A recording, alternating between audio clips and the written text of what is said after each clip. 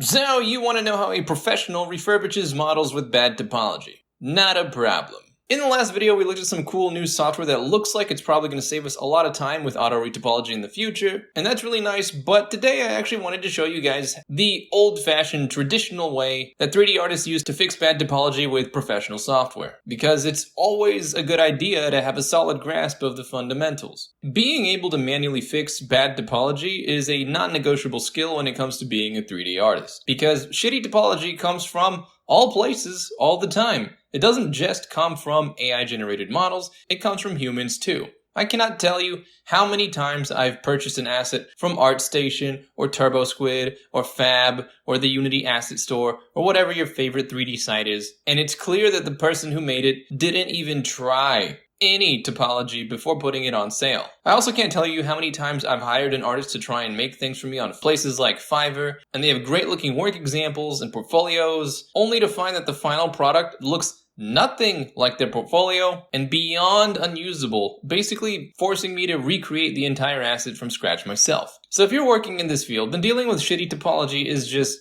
part of life. But that's okay because you can always fix it. And today I will show you exactly how I clean up bad topology when it shows its ugly mug on the screen. Now this is going to be a 3-part series. In this video I'm going to show you how I would do it with the professional software that I would use for work. And in the next video I'll show you how to do it if I had to use Blender for retopology. For this video, we will be using an AI-generated 3D model because in 2026 today, I think that generated models are becoming more popular, and there's a lot of people who are probably going to wonder, how do I fix it when I don't get what I want? So for demonstration purposes, we will be using Tripo to generate the 3D model because every month you get to generate about 7 to 10 things for free, and it has this ability to generate a model based off of an image. Now personally, I use the $11 a month plan because it will also then give you the ability to extrapolate what your character looks like from every angle, which leads to slightly better results. But if I'm being completely honest, the free version is more than enough if you're just doing this as a hobby. Regardless, don't worry about quads for now, stick with tries to get better results, generate, and after like 5 minutes, you will get something like this. Now, where I have found AI generation to be the most useful is actually when you just need one piece of one image. For example, what I really liked about this image were the boots. They're very sleek, very clean,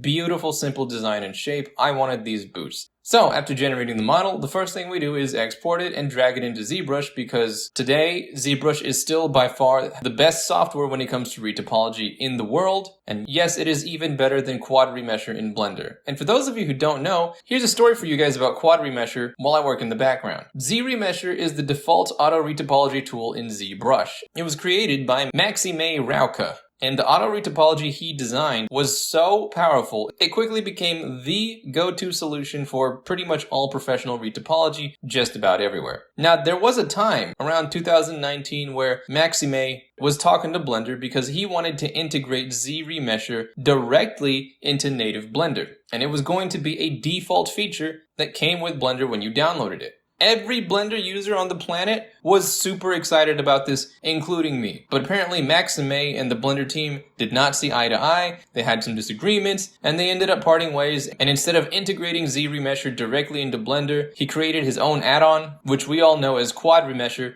and it's about $110. So, we were this close to having the best auto retopology tool the world has ever seen native in Blender, but unfortunately, well, it is what it is. Now, Quad Remesher is not as good as ZRemesher because Blender itself is not as powerful as ZBrush, and Blender lacks a lot of the features that ZRemesher uses to organize and plan the retopology. However, it is still better than just about anything else you're going to find as a Blender user. I'll show you how to use it later, but for now, I'll show you how we do it in ZBrush. First, we import the model, and then we isolate what we want. In this case, it's just the boots. We only need one of them, and here I will start to clean up the model a little bit. We'll use Dynamesh to fill all the empty holes, and just smoothen out any of the details that we really don't care about, and just polish by groups to smoothen out the shape a little. Once we've done that, we want to guide the retopology by setting poly groups. You can see the different groups by their colors. For this mesh, the main parts of the topology that are important are isolating the geometry of the sole of the shoe and everything above it. Another thing that we'll want to try and do is guide some of the topology lines so that we have an easy seam running down the middle that we can use for UV maps. For example purposes, I think this is probably good enough. And now we just set our target number of polygons, say we want to keep the polygroup colors, and bam.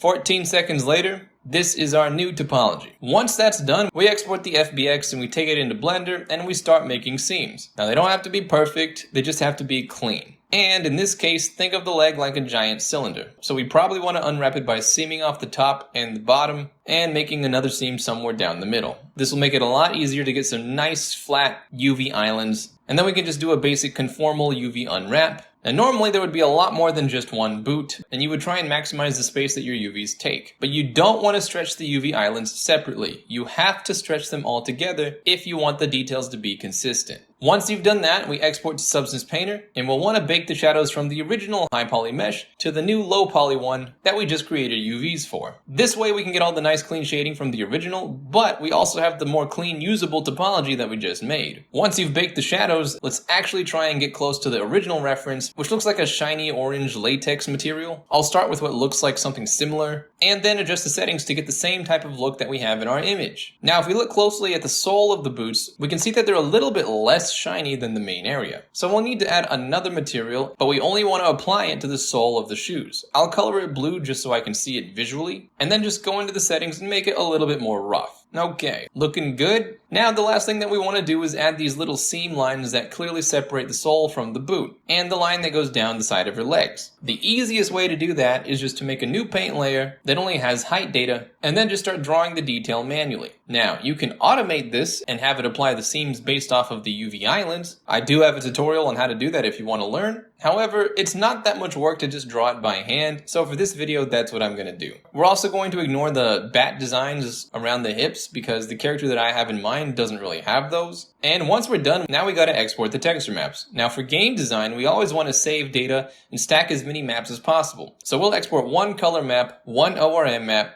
and one normal map. And for those of you who don't know, an ORM map is a map that holds ambient occlusion, roughness, and metallic, and separates them into the RGB channels. If you want to know how to do that, again, I will leave a link to that tutorial in the pinned comment. But anyway, once you've exported everything, we bring it into Unreal Engine and we set up the material so that it uses our 3 maps, and bam, you're done. That is how you clean a model and fix it up for game design. I hope that helps, and as always, I hope you have a fantastic day, and I'll see you around.